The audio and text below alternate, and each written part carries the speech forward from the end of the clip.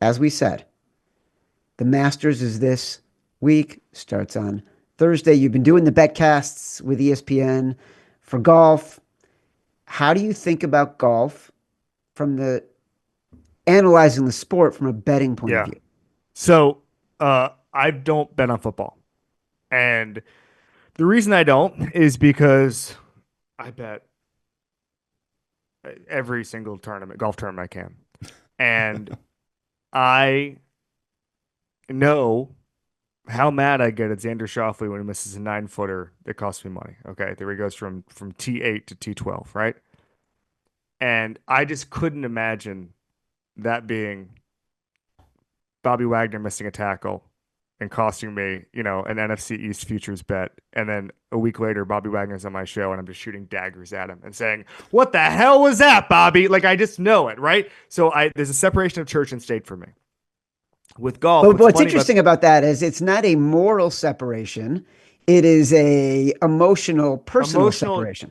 ethical, journalistic, I just want to come to it as ethics is the wrong word. It's more journalistic. I want to come to everything completely neutral. What's funny now, and I'm not gonna think of name any names, but you can see who has what bets based on people's Twitter feeds during a game now, where it's like these refs are out of control, and it's like, okay, buddy, I know you had Florida, relax, okay, That's so like funny. and for me, I never want to be the guy who's analyzing a sport I'm paid to cover like that in any way other than fairness and anything other than like if I had CJ Stroud to win MVP this year as a futures bet, Simon, I would have interrupted you and said, "Well, no, you're wrong about we got well, the thing about CJ Stroud." Like I would have come through that way. Now I'm coming through it only through the prism of is CJ Stroud going to make a leap that he didn't make last year? Like that's the way I want to do it. So for me, I love the analytics of golf. Like that's the one thing. I saw cousin Sal at the airport at the Super Bowl last year, and we were talking about gambling, and I said, I love gambling on golf, and he said, what? I guess he's less into it, and he said, sell me on this for a second. And I said, well, imagine Patrick Mahomes played on a different field every single week. And that some weeks it was 100 yards, some weeks it was 70 yards, but it was more width. And you had to figure out every single week whether or not this was going to help or hurt Mahomes' game. And that you would look at Mahomes's, last 7 games and look at his ball flight and figure that out. And like imagine just the different rabbit holes you'd go down because golf is a sense of place more than anything.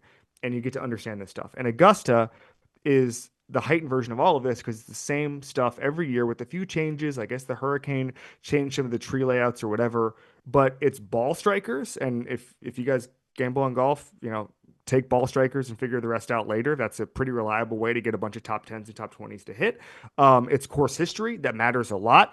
And then there's all these things that are unique to Augusta. I saw Rick Gaiman had an awesome nugget on his podcast yesterday, I think, where he said that in his research, the guys who do the best at putting on Augusta, it's not till your 6th year statistically that you tend to figure it out. Your 6 through 10 playing Augusta are the years you peak as a putter because it takes you that long to figure out the greens at Augusta. And so I don't think there's many places like this. I think that maybe I'm biased because it's one of the only sports that I really do bet on, but I think betting the Masters is the best betting experience you can have. Maybe the NCAA tournaments more fun or more endorphins or whatever or more stimulation. But like this is unbelievable. And what's funny about it for me, I was mentioning the ball strikers. What's always frustrating about the Masters because I bet on ball strikers every single week and just go, hey, who's tee to green, who's approach shot guy, let's bet on that guy. It's always one of my guys who wins this, always. But it may not be the guy who went all in on this week. Like the year Hideki won. I go all in on Hideki like every other tournament. I happen to not go in on Hideki that week, and I think I probably broke even that week or whatever. But it's like for real golf gamblers, this is just heaven, and I just love sorting through all the info.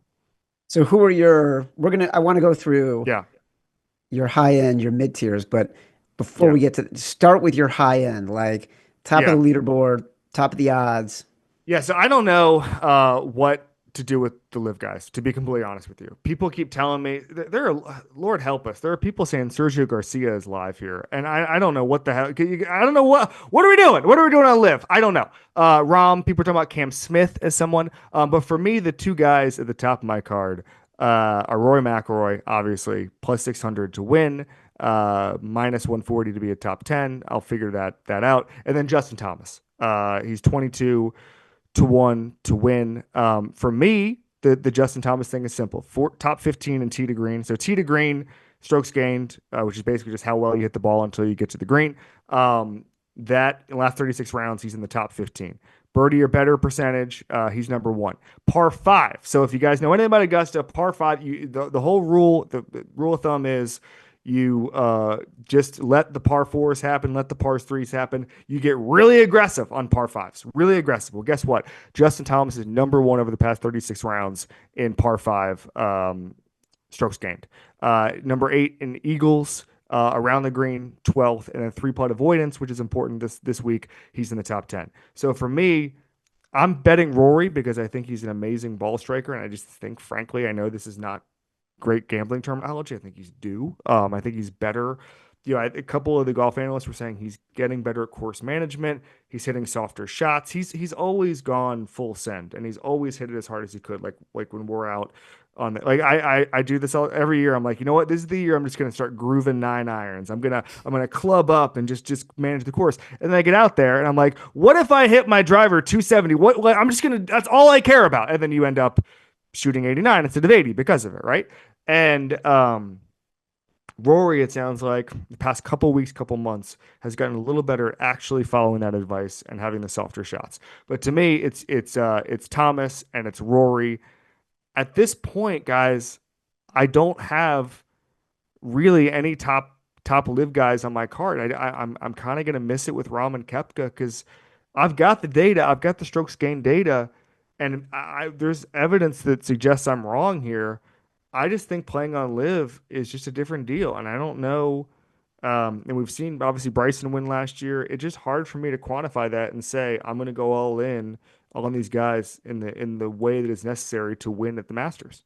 And I wonder, like, with someone like Rory, you're not worried that he's broken mentally just because it's been Yeah. what? I mean, someone that loves Rory because, he's from Northern Ireland. I know he's not the biggest fan of being British, but that's why I heard about him because I am a fan of being British, of British golfers. And, the fact that I'm trying to think, is it 2013, 2014, 2015 was the last time he won a No, I know. major? We've seen him evolve. His whole life has changed so much since then. You're right. Like, feels like he's been playing his best golf. Do you have confidence in him though on that Sunday if he has that lead? It's gotta be scary, Kevin. I got to be honest with you. After Pinehurst, that's another question. But to me, Yeah. the biggest problem with the Masters, Simon, was always Thursday. It was always, oh, he shot a 79. What the hell just Right. happened? And then he ekes his way back in. I think he gets too juiced up for this. That's why I was so encouraged to hear the reports of him managing the course well, whatever. Like, Bill Walsh had a quote I go back to all the time, which is there's no such thing as clutch. There's just executing normally when everybody starts to lose their head, right? And there's another quote from Jimmy Johnson in Seth Wickersham's Belichick book about 24 out of the 30 teams are going to get out of your way in any given season. Just don't be one of those teams. The problem at the Masters, guys, is Rory loses his head and is one of the teams that gets out of the way. And that Koepka can look at Rory and go, don't have to worry about this guy. He's all juiced up, like that kind of thing. At some point, he's going to learn, and he's adjusted so many things, Simon. You know this in following him. He's played before. He's skipped before. He's given more rest. He's given more warm-up rounds. He's tried so many different things. At some point, you just have to believe that he's a good enough player to break through at some point. You just have to believe it. And if you look at some of the form stuff, Rick Gehman has some stuff, Data Golf has some stuff. He's one of the hottest players in the world relative to his baseline, which is important. We saw, even though it was JJ Spawn, who by the way is on some of my cards this week. We saw him take care of business in the playoff at the Players. I just feel like at some point it's going to be his week. I'm going to regret having not. How many times at like Bay Hill have you not bet Rory and you go, what the hell is this? He's like juiced up and he's high fiving everybody, and you're like, all right, I hope Henrik Stenson hangs on. Meanwhile, you lose all your money, right? It feels to me like a Rory week where I always, with football teams in particular, I always say, like, what's the reverse engineer? What in 10 years am I going to go, of course this team won the Super Bowl. Look at the roster. Look at the defensive tackles. Look at this guy on this contract, like the Eagles this year. You're looking at the roster and you're going, in 2035, we're going to look back and be like, of course the team won the Super Bowl. What the hell were we thinking? Thinking the Rams are going to beat them or the Commanders are going to beat them. With golf, I do the same. And I'm thinking at some point, I'm going to look back in the 2025 Masters and I think I'm going to be surprised Rory didn't win. And I always want to bet those guys. It's so funny, Simon, you mentioned that. So when I was in Palm Beach this weekend, I'm working on a new book, Oh, and part of the book is about the guy who invented the point spread. And oh, his grandson lives in Palm Beach, and his grandson was a professional golfer and is now a professional golf instructor. And so he was basically groomed to be a professional bettor. Ultimately, he did not become a professional bettor, but a lot of the lessons his grandfather, who was a master's student in math at the University of Chicago, and Kevin, he's basically the original quant. Like he was making incredible. models in the 1930s using legal pads to do all the chicken scratch math before there were algorithms he could use on a computer. But all he did, the guy I was with in Palm Beach this weekend, was talk about the mental elements of golf. He Hmm. loves golf, obviously, so much. And the way he was talking about how everything is that, 3 square inches of real estate in your head, talking about the difference between his level of success and the level of success of people who Hmm. are at the level that Rory is at. Um, I feel like Rory can handle it. I think actually the breakdown probably helped get him into the right frame to be Hmm. able to overcome that the next time it happens.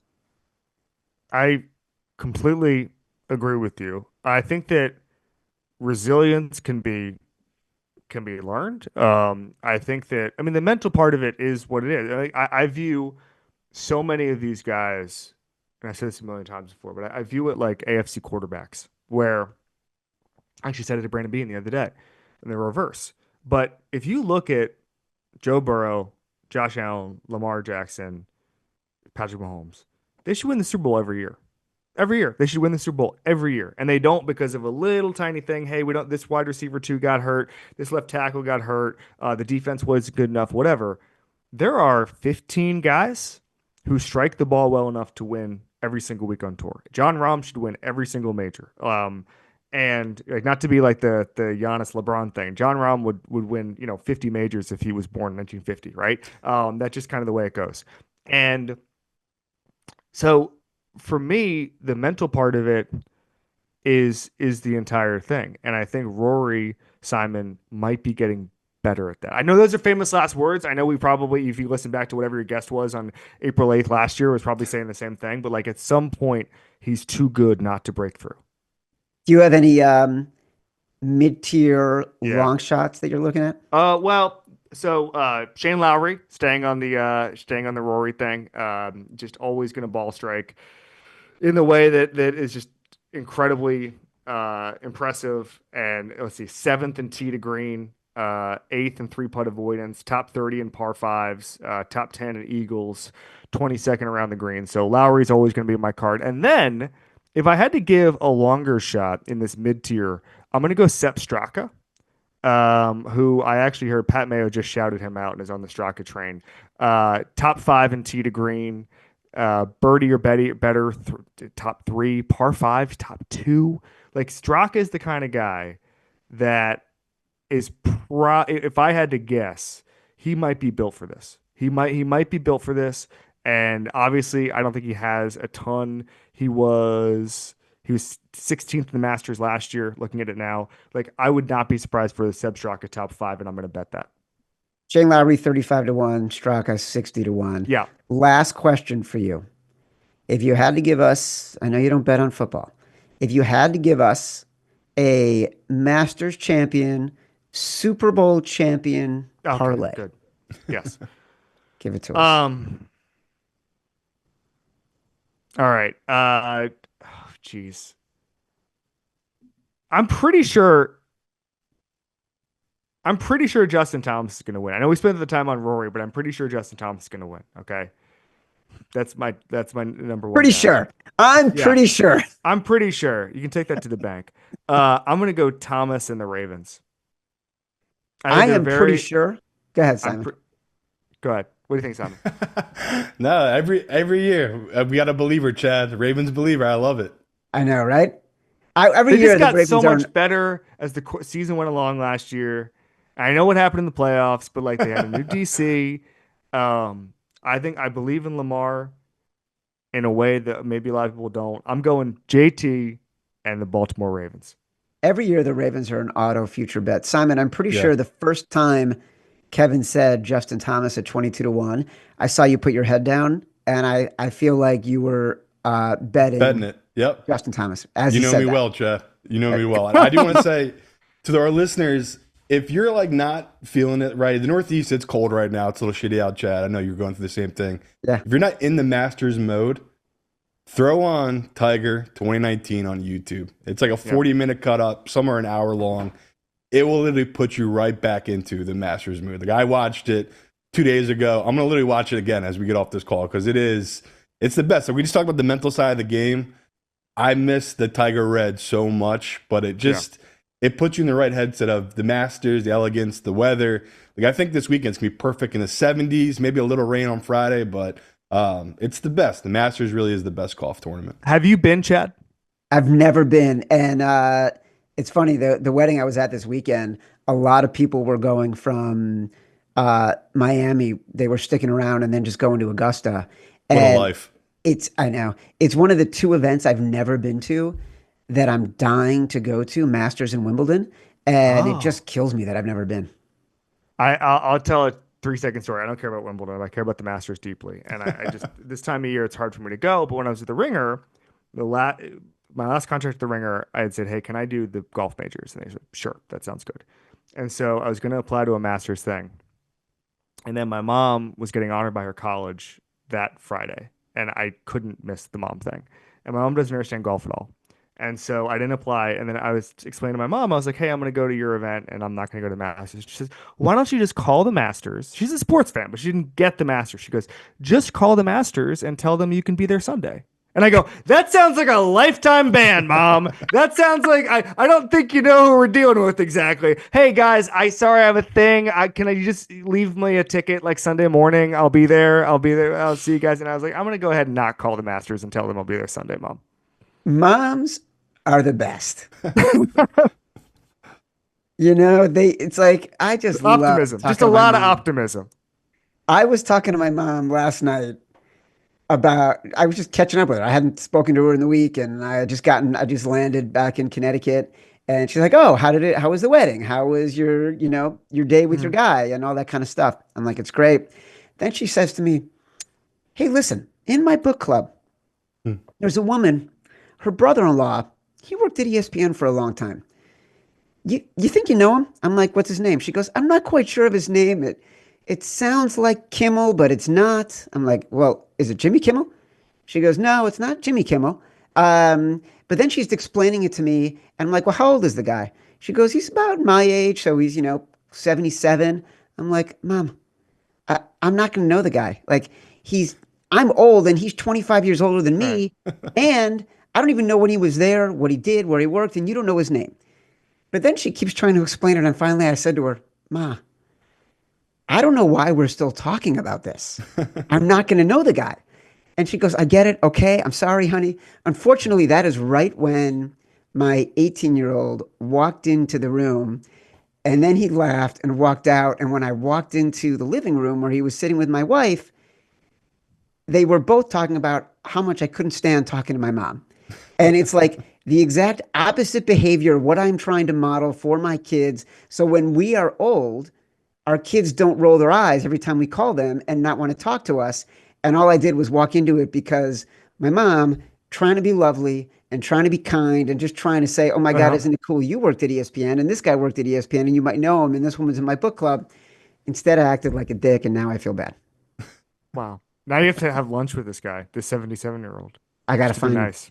It's good. It's my life's model. work to find this guy. Kevin Clark, this is football. that detail about Brian Callen and Joe Burrow, that's why people should listen to This Is Football, which is about a good Appreciate football that. podcast as there is. Good luck on First Take this week. Good luck with the betcast. Good luck with everything at ESPN. You're awesome. You're revolutionary. You're a media archetype. Thanks for coming on the show.